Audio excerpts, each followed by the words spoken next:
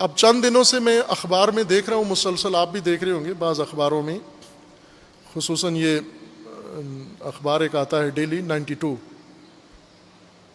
Channel بھی ہے ان کا اور اخبار بھی ہے، اس میں خصوصاً علماء کرام کا روزانہ ایک گروپ آتا ہے، بڑے بڑے جید علماء، پاکستان کے صف اول کے علماء، وہ روزانہ مختلف مسالک اور مکاتیب کے اہل حدیث، دیوبند، بریلوی، شیعہ، باری باری ان کے تصویریں لگتی ہیں اور بیان آتا ہے۔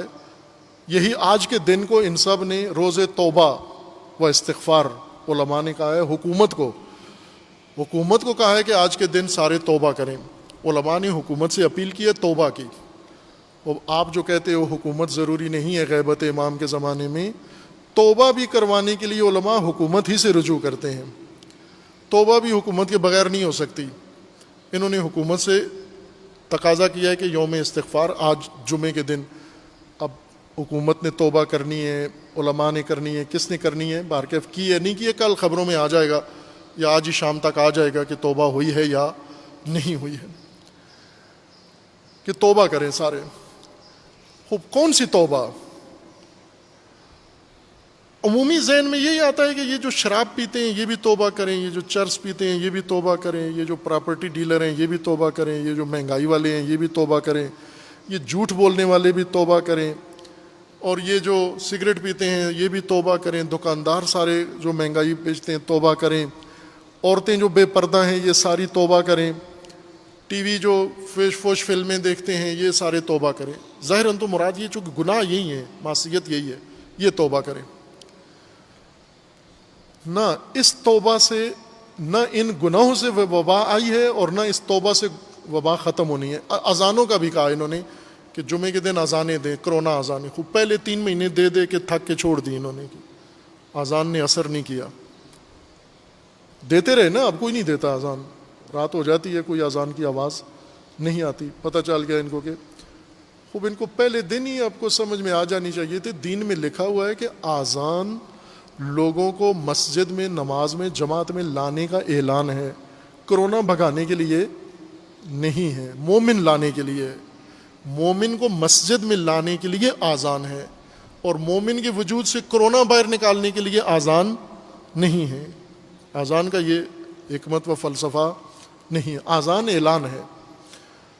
کسی بحران کے لیے بھی دی جا سکتی ہے، جب کہیں ایسی صورتحال جنگ ہو جائے، کچھ ہو جائے، لوگوں کو جمع کرنے کے لیے بے وقت کی اذان دے دیں، لیکن بیماریوں کے لیے یا آفتوں کے لیے یہ کچھ لوگوں نے ہندوستان میں ہی متعارف کروایا اور باقی دنیا میں نہیں ہوئی۔ کچھ مکاتب اور کچھ مسالک نے یہ اذانیں دیں اور چھوڑ دیا، اور اب علماء نے دوبارہ تقاضا کیا کہ جمعے سے پھر اذانیں شروع کی جائیں۔ ان گناہوں سے سزا ہوتی ہے، ان گناہوں کے اثرات دنیا میں بھی ہیں، ان گناہوں کے اثرات قیامت میں بھی ہیں، لیکن کرونا جن گناہوں سے پھیلتا ہے وہ یہ نہیں ہے، اور کرونا سے جو توبہ کرنی چاہیے وہ یہ نہیں توبہ ہے۔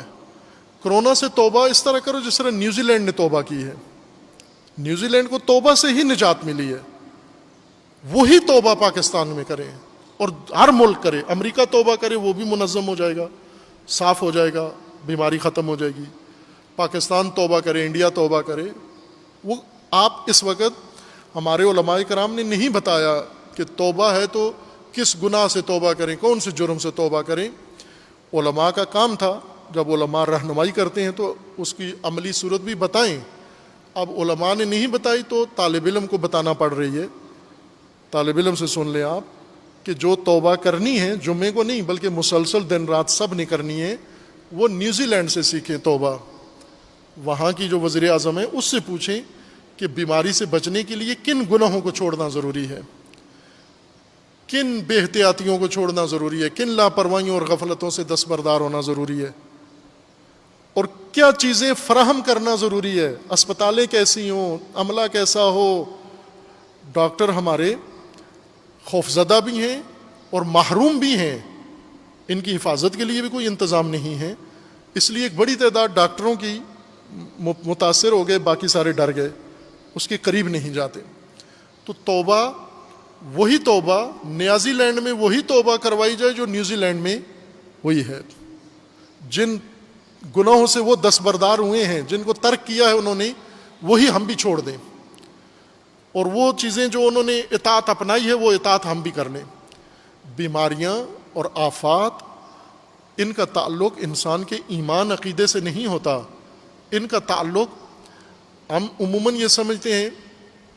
اس سال ماہ مبارک رمضان کی قرآنی گفتگو میں یہ بات کی تھی ہم نے، اور ممکن ہے آپ میں سے کچھ نے سنی ہو، کہ اللہ کی ناراضگی ہم اس طرح سے ذہنوں میں سب کے یوں بیٹھا ہوا ہے کہ اللہ کی ناراضگی کیسے ہے. اس کی مثال دی تھی جیسے روزمرہ ہم گھر میں دیکھتے ہیں والد کی ناراضگی ہے. مثلا چھوٹا بچہ ہے، والد ہے بے حوصلہ، تھکا ہوا، خستہ، بچے کو پہلے منع کرتا ہے بچے نہ کر، آرام سے بیٹھ، چھوڑ دے، انسان بن، فلاں کر. یہ پہلے زبان سے بچہ باز نہیں آتا، کبھی اٹھ کے اس چیز کو چھیڑتا ہے، کبھی اس کو چھیڑتا ہے، کبھی اس کو چھیڑتا ہے. اب باپ اس کو منع کر رہے کہ یہ نہ کر، یہ نہ چھیڑ، یہ نہ خراب کر، فلاں. آخر میں باپ کو بہت غصہ، غضب آ جاتا ہے. غضب سے باپ بھر کے اٹھ کے ایک زوردار تھپڑ اس کو مارتا ہے بچے کو. وہ زمین پہ گرتا ہے روتا ہوا، وہیں پہ صوفے پہ سو جاتا ہے. ہمارے ذہنوں میں یہ ہے کہ نعوذ باللہ اللہ تعالیٰ کا غضب اور سزا بھی اسی طرح سے ہے کہ اللہ تعالیٰ نے زمین بنائی ہے اور اللہ تعالیٰ خود سربراہ زمین ہے، اور اس میں لوگ شرارتیں کر رہے ہیں، شیطانیاں کر رہے ہیں. اللہ بار بار ان کو کہہ رہا ہے کہ رک جاؤ، بندے کے بچے بنو، آرام سے بیٹھو، یہ نہ کرو، یہ نہ پیو، یہ نہ کھاؤ. لیکن کھا رہے ہیں، کر رہے ہیں. پھر اللہ کو غصہ چڑھتا ہے، بہت غضب آ جاتا ہے. غضب آنے کے بعد پھر اللہ انہیں کہتا ہے ٹھیک ہے، کرونا کو بھیجتا ہے، جا ان کو تباہ کر دے. یہ نہیں ہے عزیز من، اللہ کی سزائیں ایسے نہیں ہیں.